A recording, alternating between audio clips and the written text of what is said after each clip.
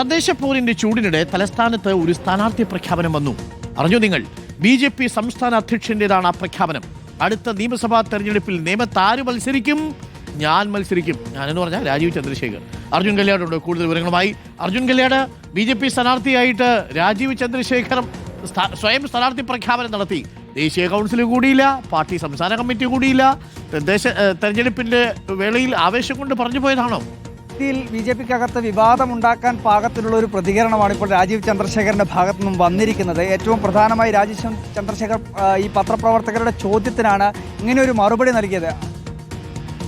മറുപടി നൽകിയിരിക്കുന്നത്. അദ്ദേഹത്തിനോട് ചോദിച്ചാണ് അടുത്ത തദ്ദേശ തെരഞ്ഞെടുപ്പിൽ മത്സരിക്കുമോ? അപ്പോൾ ചോദിച്ചു 100% ഞാൻ മത്സരിക്കും, നിങ്ങൾക്ക് കോൺസ്റ്റിറ്റ്യുവൻസി അറിയണോ എന്ന് തിരിച്ച് മാധ്യമപ്രവർത്തകരോട് ചോദിക്കുകയാണ്. അതായത് ഞാൻ മത്സരിക്കാൻ റെഡിയാണ്, വേണമെങ്കിൽ മണ്ഡലം ഉൾപ്പെടെ ഞാൻ പറയാം എന്ന രീതിയിലാണ് അദ്ദേഹം പറഞ്ഞത്. നേമം മണ്ഡലത്തിൽ മത്സരിക്കുമെന്ന് അദ്ദേഹം പ്രഖ്യാപിക്കുകയും ചെയ്തു. അതോടുകൂടി തന്നെ തലസ്ഥാനത്ത് ചെറിയ രീതിയിൽ പിന്നിൽ നിന്നുള്ള കുത്തു തുടങ്ങിയിട്ടുണ്ട്. ആദ്യം തന്നെ പ്രതികരണം നടത്തിയത് BJPയുടെ മുതിർന്ന നേതാവായിട്ടുള്ള മുൻ കേന്ദ്രമന്ത്രിയായിട്ടുള്ള V. മുരളീധരനാണ്. തനിക്ക്, അതായത് V. മുരളീധരൻ പറയുന്നത് മത്സരിക്കുന്നവർ മത്സരിക്കട്ടെ, എൻ്റെ മത്സരം ഞാൻ നിശ്ചയിച്ചിട്ടില്ല, അത് പാർട്ടിയാണ് നിശ്ചയിക്കേണ്ടത്. ഇപ്പോൾ എനിക്ക് നൽകിയിരിക്കുന്ന ചുമതല തദ്ദേശ തെരഞ്ഞെടുപ്പിൽ പ്രചരണം നടത്താനാണ്. ഒരു പാർട്ടി പ്രവർത്തക എന്ന നിലയിൽ ഞാൻ അങ്ങനെ പ്രചരണം നടത്തുന്നു.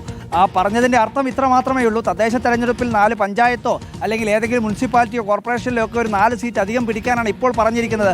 അപ്പണി എടുത്താൽ പോരെ, ഇപ്പോൾ എന്തിനാണ് നിയമസഭാ തെരഞ്ഞെടുപ്പുമായി ബന്ധപ്പെട്ടുകൊണ്ടുള്ള കാര്യങ്ങളിലേക്ക് പോകുന്നത് എന്നുള്ള ഒരു കുത്തു തന്നെയാണ് V. മുരളീധരൻ BJP സംസ്ഥാന അധ്യക്ഷൻ രാജീവ് ചന്ദ്രശേഖറിനെതിരെ നടത്തിയിരിക്കുന്നത്.